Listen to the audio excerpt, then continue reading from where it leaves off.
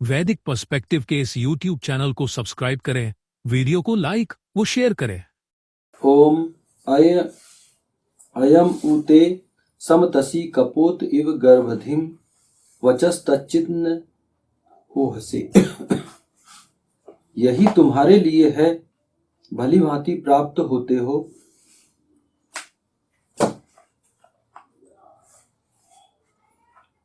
जैसे कबूतर उसका गर्भ धारण करने वाली को, इसी कारण हमारे वचनों को तर्क पूर्वक विचार करते हुए प्राप्त होते हो।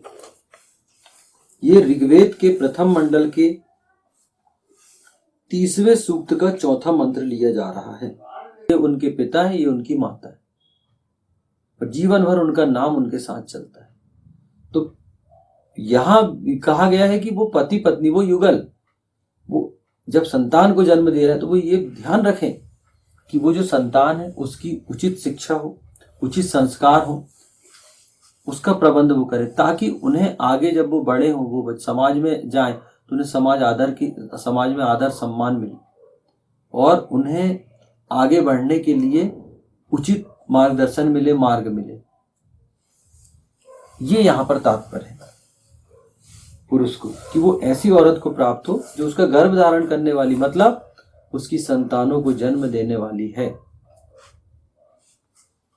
तो भली भांति प्राप्त हो उस औरत को। भली भांति प्राप्त हो मतलब उसका सम्मान करो, ऐसे प्राप्त हो कि वो आपके साथ अपना नाम जोड़कर आपकी पत्नी बनकर बहुत गौरवान्वित महसूस करे कि मैं एक ऐसे पुरुष की पत्नी हूं जो चरित्रवान हो, जो जिसके अंदर बहुत सारी विशेषताएं, वो ये गर्व करे। और जब वो गर्भवती हो, संतान को जन्म दे, तो उसको गर्व हो कि मेरी संतान जो है उसके ये पिता है। ऐसे पुरुष भी गर्व करे कि हाँ, ये मेरी पत्नी है, मेरी संतान जो है वो हम दोनों के नाम से जानी जाएगी। इस क्रम ऐसे ही चलता है। तो भली भांति प्राप्त होना है, मतलब उनकी भली भांति कैसे प्राप्त होना, ये नहीं कि पत्नी बन गई है, वो पति बन गया तो बस ये हो गया, नहीं। अगर आप एक दूसरे से जुड़ रहे हैं तो आपको दोनों को एक दूसरे का सम्मान करना होगा, एक दूसरे की इज्जत करनी होगी, रिस्पेक्ट करनी होगी, एक दूसरे की छोटी छोटी भावनाओं का ध्यान रखना होगा, एक दूसरे का ख्याल रखना होगा, तब आप एक दूसरे को भली भांति प्राप्त हो सकते हैं। यहां पर यह कहा गया भली भांति प्राप्त होना है कि वो आपको एक्सेप्ट करे कि हाँ, ये मेरे पति है। तो ये विशेषताएं होनी चाहिए। इंद्रियों को बस में करने वाला होना चाहिए। ईशान वेद में बहुत ही छोटे रूप में बहुत बड़ी बड़ी बातें कहता है, क्योंकि यहां उसने औरत को बहुत कोमल बनाया। कोमल औरत, एक कोमल मन होता है, कोमल तन होता है, लेकिन सहनशीलता बहुत होती। तो ईशान कहता है कि उसका बहुत अच्छे से संरक्षण करना है, पत्नी के रूप में आपको संरक्षण करना है।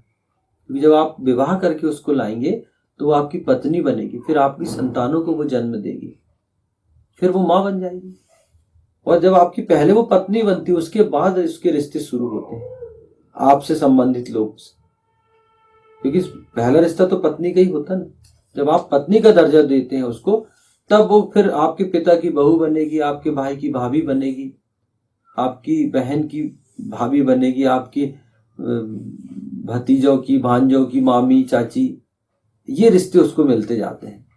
तो ईशान यहाँ बहुत ध्यान रखता है, बहुत ईशान ने ध्यान रखा है कि आप औरत को भली और भांति प्राप्त हो, उसको, उसके मान सम्मान को कोई ठेस ना पहुंचे, और उसको ऐसे प्राप्त होना है कि उसके सुख दुख के साथ ही आप बनो। यह सृष्टि का नियम है, व्यवस्था है। इसे तो कोई भी अनैतिक कार्य करने की आवश्यकता नहीं है, अन्यथा कुकर्मों के कारण व्यक्ति औरत गमन से वंचित हो जाएगा। और इसे तो कोई अनैतिक काम नहीं करना आपको, कि आप असम्मान नहीं कर रहे हैं औरत का, जबरदस्ती आप बलात्कार कर रहे हैं, नहीं करना है आपको। ईशान निषेध करता है, ईश्वर निषेध करता है कि नहीं, आप ऐसे प्राप्त नहीं कर सकते। कुकर्म के कारण व्यक्ति औरत गमन से भी वंचित हो जाता है। अगर आप ऐसी हरकत करोगे तो शासन आपको जेल भेजेगा, समाज में आपकी हानि होगी, आपके चरित्र में दोष लगेगा। तो बिल्कुल इन सब चीजों के लिए मना किया गया है कि आप ऐसे नहीं प्राप्त कर सकते। फिर तो आप जेल चले जाओगे तो आप किस काम के रहे। कुछ नहीं कर सकते आप, न विवाह कर सकते, न धन प्राप्त कर, कुछ नहीं कर सकते। इसलिए ईशान कहता है कि औरत का सम्मान करो, उसे भली भांति प्राप्त करो, उससे विवाह करके उसे पत्नी का दर्जा देके आप उसे प्राप्त कर सकते हैं। वेद में अनेकों वेद मंत्रों में यह स्पष्ट किया गया है कि औरत इंद्रियों को वश में करने वाले, सत्कर्म करने वाले के लिए बनाई गई है।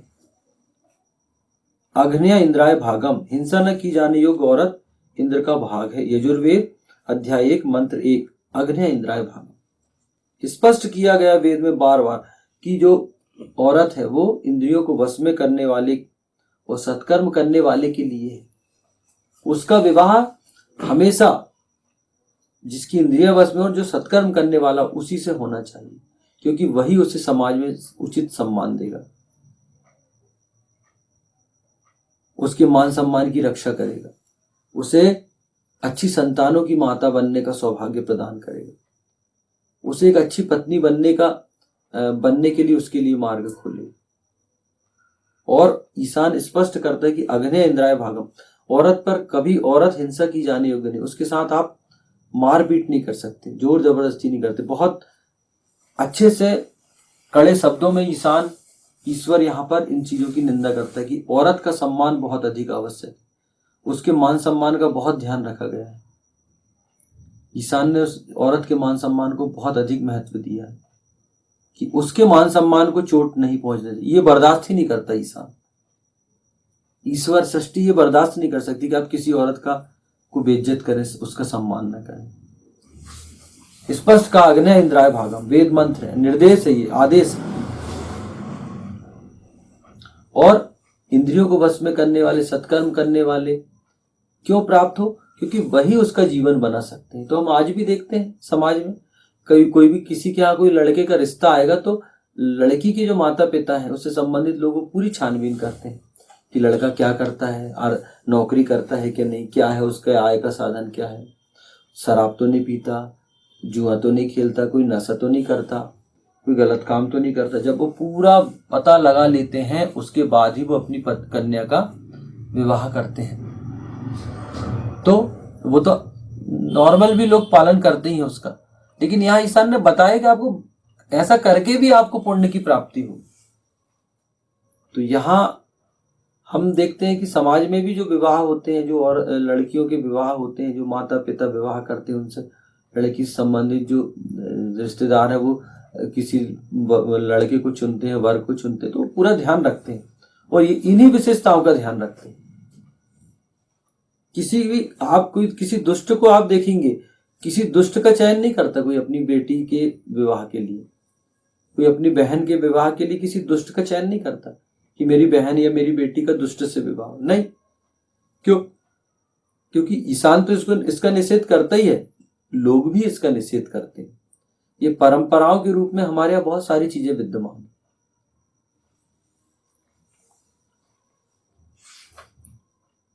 इसी कारण हमारे वचनों को तर्क पूर्वक विचार करते हुए प्राप्त होते हो।